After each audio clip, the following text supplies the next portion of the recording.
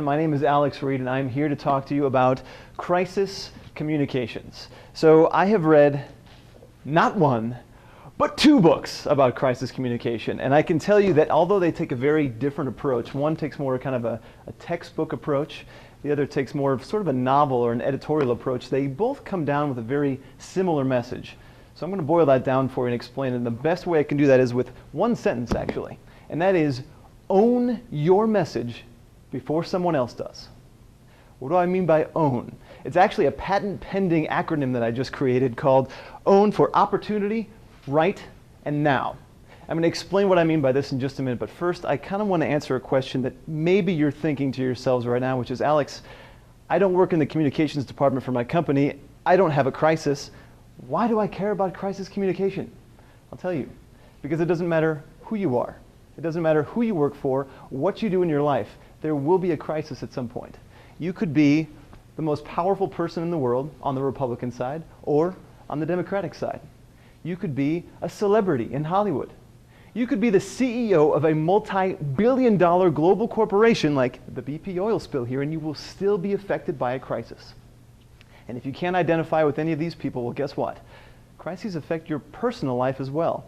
Are you a loved one? Are you a child? Are you a parent? Odds are you will experience some kind of crisis in the very near future. And what I had to tell you here today will actually be applicable, at least to some extent, to your personal lives as well as your professional lives. So just give me 5 minutes here real quick. Let's start with O. Remember, we're talking owning our message.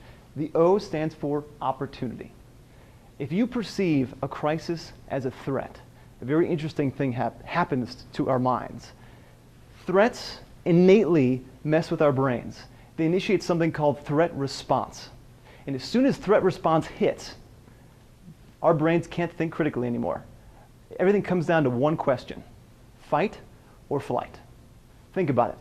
Think about the last time you were startled. Say someone tapped you on the shoulder when you weren't expecting it, or someone turned the corner in the hallway when you weren't expecting it and you got startled. Think about the feeling you had. Did your stomach clench up a little bit? Maybe your fists clenched. Maybe you brought your hands up to your face. Maybe you looked like these guys. Now this is a funny cartoon, but actually it's very indicative of the human threat response in its physical adaptation. Look at the bend in the knees. They're ready to run if they have to. Hands are up to their face. They're ready to fight. They're ready to fend somebody off, throw a counter punch if they have to. This is the physical representation of fight or flight, and it happens to everyone. The other side of this is, think about in your personal life the last time someone accused you of something. Think about how easily that escalated. Think about how easy it was to start pointing fingers, to start casting blame. It happens so quickly because you're in fight mode at that point. Someone has challenged you, they are threatening your reputation, you're in fight mode. You're not communicating at all, you're reacting. So what I want you to do is stop all of this. I want you to avoid all of this, and there's one good way to turn off the threat response in our animal brains, and that is look for the opportunity in the crisis. If you can find the opportunity in the crisis, all of a sudden, it's not a threat anymore. And when it's not a threat, oh, now I get my brain back. Now I can think critically. Now I can move forward with owning my message. Which brings us to the W in owning your message. You want to make sure you take the time to write an effective message. What do I mean by this? Framing is key. You don't want to frame anything in a negative way. Obviously, crises have a negative connotation, but you want to keep it as positive and focus on the future as much as you can here. A lot of people want to just say, oh, this was an accident. This was a fluke. It's not going to happen. But when you do that, you leave yourself open. You're not really owning your message. You're leaving it open to interpretation.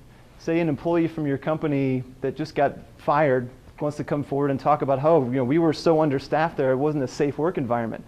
Well, guess what? Now all of a sudden the media gets wind of this and they're going out and saying, oh, well, this wasn't a fluke. This was a trend in an irresponsible company. So now because you have let someone else control your message, you've lost control, you're not owning your message, and now you have a bigger crisis on your hands. So what should you say? That's a little more difficult, but I'm going to help you through it. The textbook side of it here has a new theory called the discourse of renewal theory. The discourse of renewal theory can be broken down to 3 main points. The first one is you have to demonstrate that you've actually learned something from this crisis. That means that you've invested time to figure out what's going on because it's important to you. You have to show that. Otherwise, people may not believe that this really is an important aspect to you. You also want to optimistically explain how you're going to prevent this from happening in the future. Don't be over-optimistic here, but you want to show some confidence. Hey, look, we've been doing this for 50 years. We know what we're doing. We have the resources to figure this out. We're going to take care of it. We're on it. People like to see that confidence. It makes them feel good.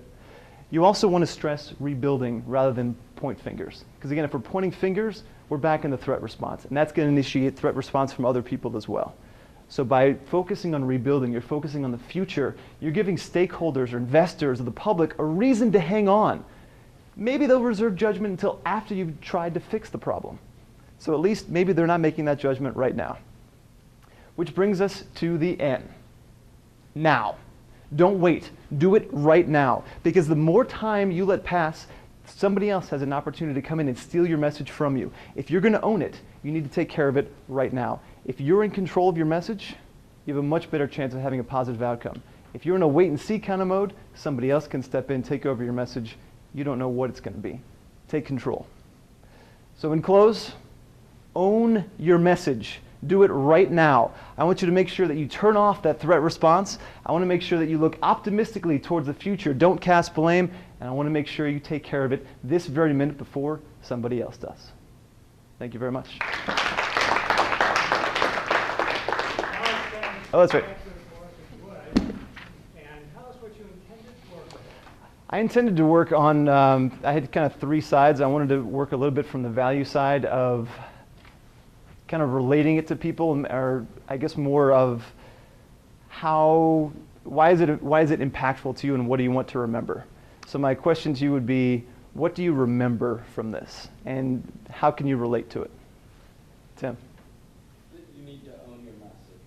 When you have a crisis, it's really going to come down to if you take control of it or not is how it's going to be received by your spouse, loved ones, or the entire country in some cases. Awesome, thank you. Do you feel like that relates to your personal lives though? Do you feel like you can take this either to your company or to your personal lives? Yeah, okay, good. I was going to say, I noticed that you had a sense of urgency. You wanted us to, I mean, you even actually said, act now. Now, own, do it now. So I took, besides the owning portion, I took a sense of urgency to the matter. Excellent, thank you. Lou? I think you rocked it. The only thing I can give you an advice on, that's the coaching I received also from Professor Portnoy, is that when you present a book, don't just make it distract everybody's attention. So at first I thought that it's like I was told to call the book like that, and I thought like, oh my God, nobody calls it like that. That looks weird. That feels weird. But then I watched my own presentation. I kind of realized that people really want to see the title. People want to see what you read and what inspired you to to present such a great topic to us. So when you present, so credit goes to the professor, but probably that's like well, it doesn't have to be. I'll Vanna White it up a little more. Well, just make it visible, I guess. Okay, great, thank you.